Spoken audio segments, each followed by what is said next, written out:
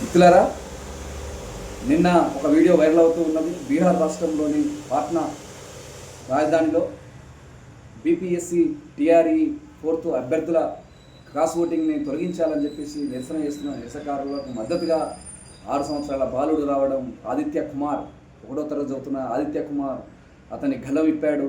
గలం విప్పడం కాదు, నిరసన చేశాడు. ఆ నిరసన మామూలు నిరసన కాదు.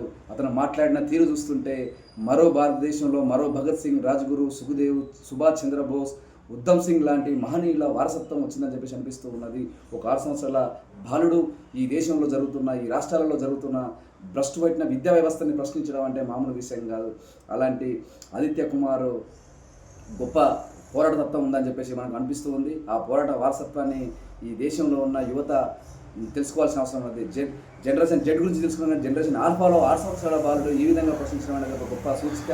ఈ పోరాట వారసత్వం భగత్ సింగ్, రాజ్గురు, సుఖదేవ్, సుభాష్ చంద్రబోస్ లాంటి వారసత్వంగా మనం భావించాల్సిన, అల్లూరి సీతారామరాజు లాంటి ఒక వారసత్వంగా మనం భావించాల్సిన అవసరం ఉన్నది. ఎందుకంటే 6 సంవత్సరాల పిల్లగాడు మాట్లాడమే రేరు. అలాంటి ఒక 6 సంవత్సరాల పిల్లగాడు ఆ విధంగా ఈ సమాజంలో జరుగుతున్న వ్యవస్థను ప్రశ్నించాడంటే మామూలు విషయం కాదు.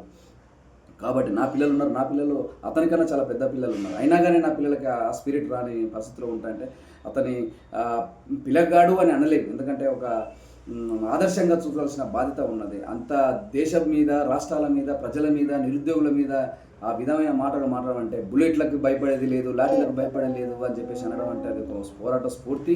అంతేకాదు, ఇప్పుడే ఈ విధంగా లీకులు అవుతున్నాయంటే భవిష్యత్తులో నేను హైయర్ ఎడ్యుకేషన్కి వచ్చిన తర్వాత ఈ దేశం ఏమైపోద్ది అని చెప్పేసి ప్రశ్నించడం అనేది మామూలు విషయం కాదు. 6 సంవత్సరాల పిల్లగాన్ని బీహార్ పోలీసులు అరెస్ట్ చేయడం అనేది చాలా సిగ్గుచేటు. ఈ వ్యవస్థలో మార్పు చేసుకోవాల్సింది పోయి అలాంటి 6 సంవత్సరాల పిల్లగాన్ని అరెస్ట్ చేయడం అనేది అర్థం చేసుకోవాలి. ఈ వ్యవస్థకు ఆల్రెడీ దేశంలో మొత్తం నిరసనలు ఎక్కడికెక్కడ జరుగుతూ ఉన్నాయి. కులాల పేరు మీద, మతాల పేరు మీద రాజకీయాలు చేస్తే ఆగదని చెప్పేసి అంటున్నాం. విచిత్రం ఏంటంటే రేపు 6 సంవత్సరాల పిల్లగాని కూడా పాకిస్తాన్ ఏజెంట్ అంటారో, చైనా ఏజెంట్ అనడానికి ఆశ్చర్యం లేదు.